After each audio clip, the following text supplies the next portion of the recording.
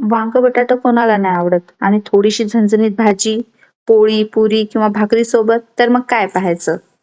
Mostly ऑफिसच्या डब्यांमध्ये किंवा पाहुणे अचानक घरी आल्यानंतर झटपट अशी होणारी ही भाजी, ते पण जास्त झंझट न करता आणि आहे त्या साहित्यामध्ये एकदम छान होते. मराठवाड्यामध्ये लग्नात ही भाजी बनवतात. मेथड थोडी डिफरंट आहे पण चव एकदम सेम.